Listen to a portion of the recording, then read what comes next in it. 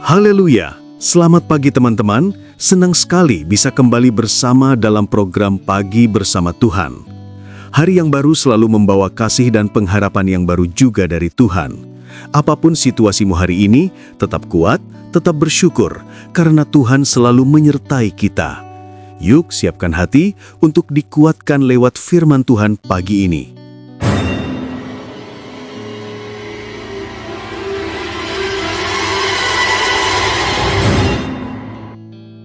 Haleluya. Selamat pagi Bapak Ibu Saudara yang dikasihi Tuhan Yesus Kristus. Kembali kita berjumpa dalam program Pagi Bersama Tuhan. Sebelum kita lebih jauh dalam firman Allah pagi hari ini, mari kita berdoa. Bapa di surga, kami mengucap syukur buat hari yang baru yang Tuhan berikan pada kami. Dan saatnya kami mau merenungkan firman-Mu, sucikan, kuduskan, dan layakkan kami. Berikan kami pengertian-pengertian yang baru. Dalam nama Yesus kami sudah berdoa. Haleluya. Amin. Saudaraku yang dikasihi Tuhan Yesus Kristus, judul renungan kita pagi hari ini adalah belajar berharap kepada Tuhan. Mari kita membaca di dalam Mazmur 130 ayatnya yang kelima. Aku menanti-nantikan Tuhan, jiwaku menanti-nanti, dan aku mengharapkan firman-Nya. Saudara yang dikasihi Tuhan Yesus, kita bersyukur karena hari ini Tuhan masih memberi kita hari yang baru. Satu hari lagi sebelum banyak orang melihat akhir minggu. Namun seringkali hari Kamis itu justru menjadi hari menunggu. Menunggu jawaban doa, menunggu perubahan keadaan, menunggu kejelasan, menunggu kekuatan yang baru. Menunggu bukan hal yang mudah. Menunggu seringkali melelahkan hati. Firman Tuhan pagi ini tidak mengajarkan kita bagaimana mempercepat Tuhan, tetapi mengajarkan kita bagaimana berharap kepada Tuhan. Saudara, mari kita baca kembali ayat pokok kita pagi hari ini.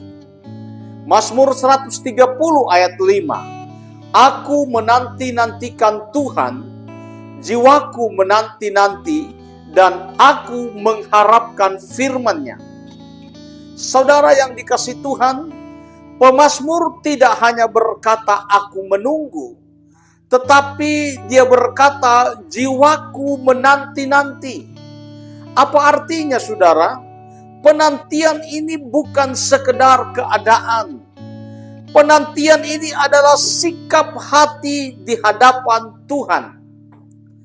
Mazmur 27 ayat 14 di sana dikatakan, nantikanlah Tuhan, kuatkanlah dan teguhkanlah hatimu.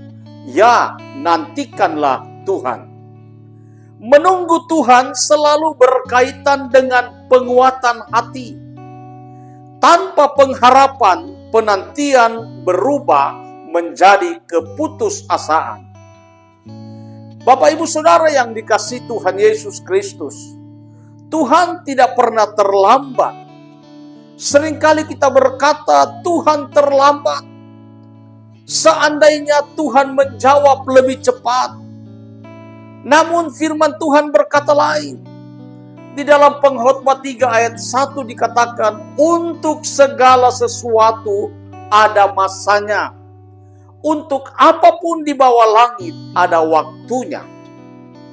Tuhan bekerja bukan berdasarkan jam kita, melainkan berdasarkan rencana Tuhan.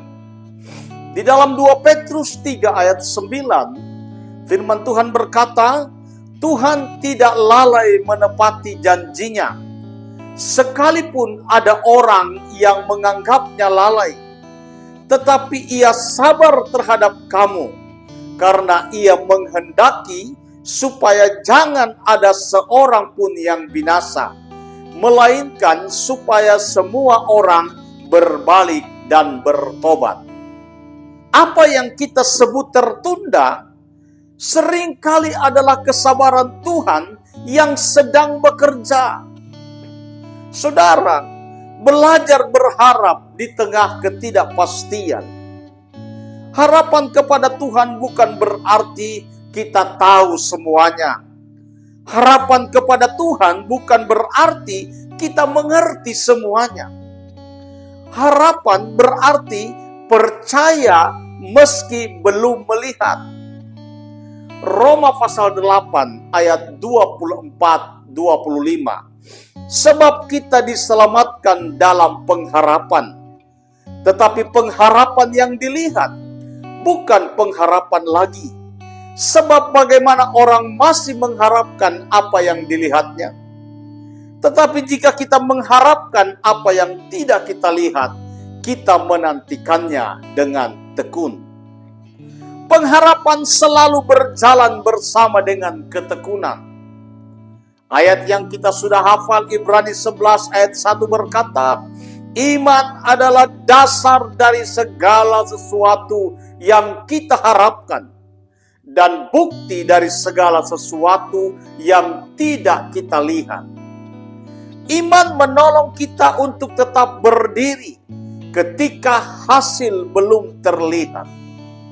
Bapak, Ibu, Saudara yang dikasihi Tuhan Yesus Kristus, bagaimana kita mengaplikasikan dalam kehidupan kita? Mari kita sekarang melihat aplikasi firman Tuhan itu secara nyata dalam hidup kita sehari-hari. Yang pertama, ketika doa belum dijawab. Mazmur 40 ayat 2 berkata, aku sangat menanti-nantikan Tuhan, lalu ia menjenguk kepadaku dan mendengar teriakku. Menunggu bukan berarti Tuhan tidak mendengar. Menunggu seringkali berarti Tuhan sedang menyiapkan waktu yang tepat. Tetap berdoa meski jawaban belum datang.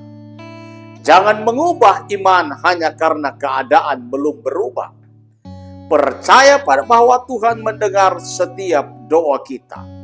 Yang kedua, ketika hati mulai lelah berharap.